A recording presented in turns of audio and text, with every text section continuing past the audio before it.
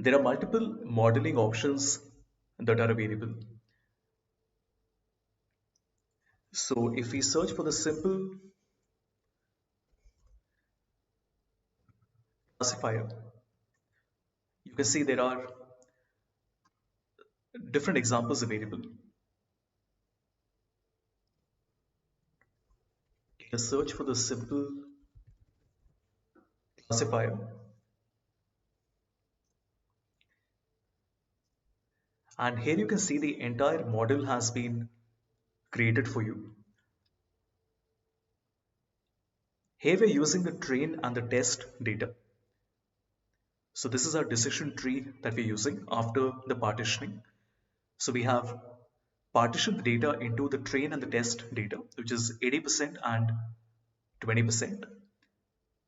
And this pale green and this green color you will see very commonly. So remember that the decision tree will only be applied on the training data set. And obviously we will apply the decision tree model on the test data set like this. Let me go to view and reset the perspective.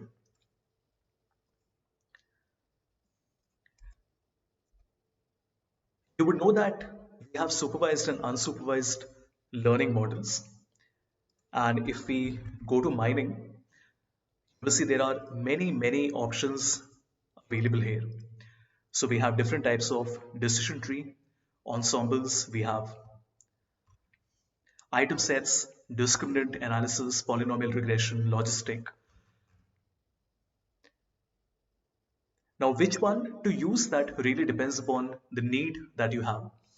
But simple ones like logistic, linear regression, k nearest neighbor would be a very good starting point.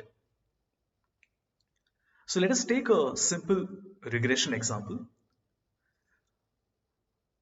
Click on new workflow and let us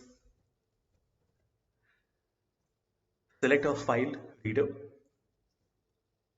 configure, and select our MPG auto dataset.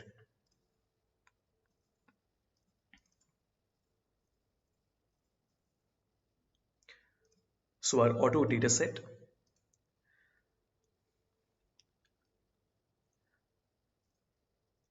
right click, execute, and if you look at the file, this is what the data has. We have the row identification.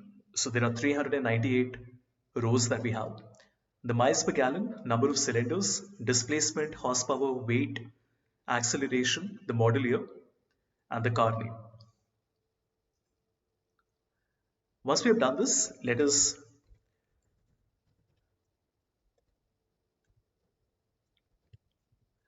look at a partition.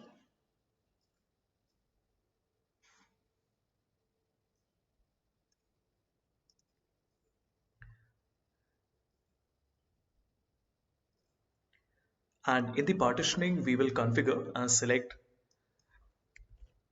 let us say 80% of our data.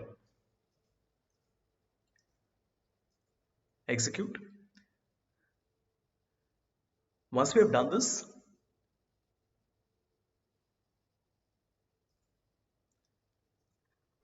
then we look at our linear regression learner.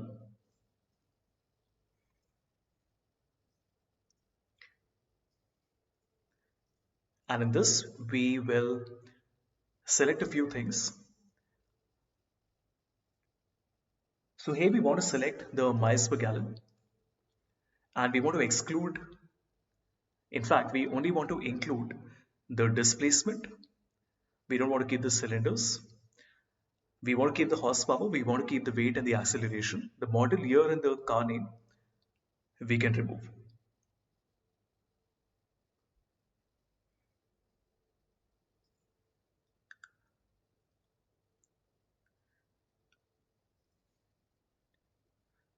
Press OK, execute, and open views.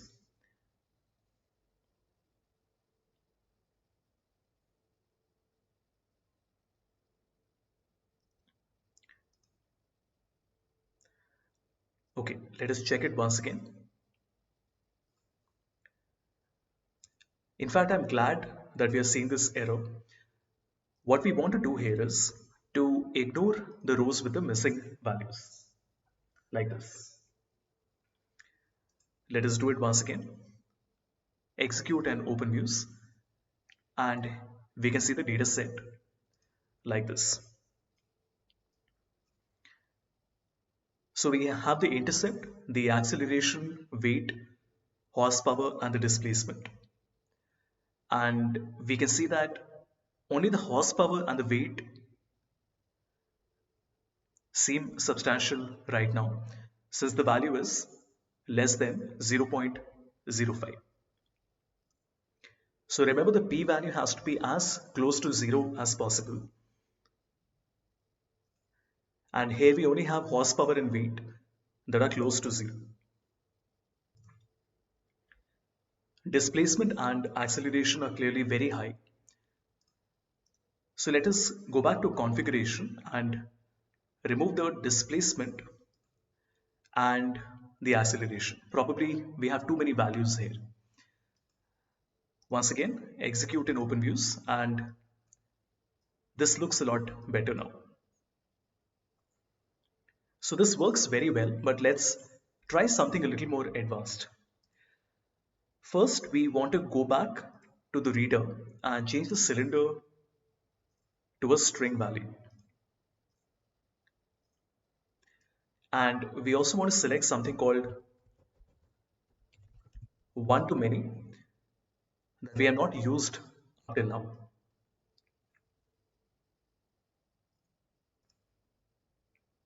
So let us connect the file reader to one-to-many, and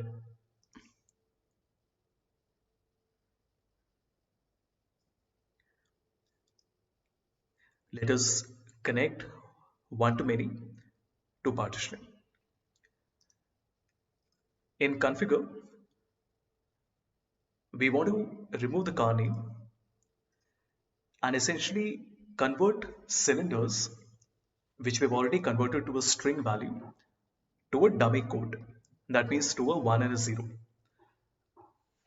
You will see in the next illustration how this works. It's easier to understand how the data looks now. Press OK, execute. And if you look at the processed data, you will see that 8, 4, 6, 3, 5 are the cylinders, and we have a 1 when it is 8 cylinders and all the other values are 0. So if you look here, we have the Plymouth Duster, which is 6 cylinders, so all the other values are 0. Now we want to go back to the regression, and we want to select everything except the 3 cylinder in the model. And this will tell us how many more gasoline is being used by these 4 compared to the 3 cylinder.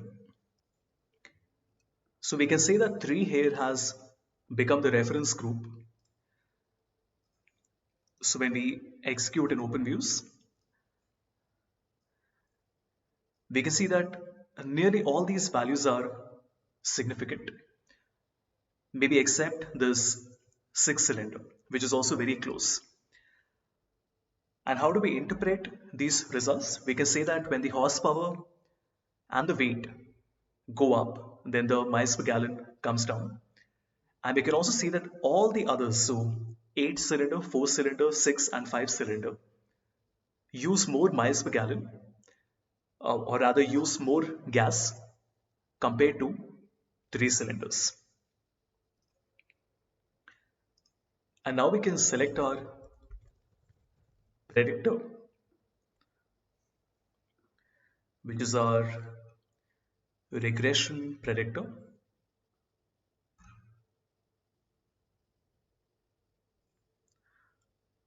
So let me search for the regression predictor here. And in the regression predictor, you can see there are 2 input ports. One is the regression model, the other is the table for prediction.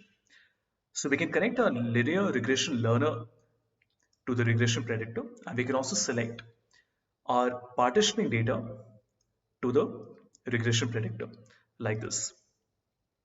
Right click, execute, look at the predicted data, and now you can see that we have a new predicted column, which is the last one, and we can see that these values are fairly close. So the original miles per gallon is 17 and our predicted value is 19.154. The original miles per gallon is 15 and our predicted value is 11. So some of these values will be very close, some of these values will not be that close, but this gives you a sense of how we can partition the data and train the data and then use the 20% test data to create a predicted value.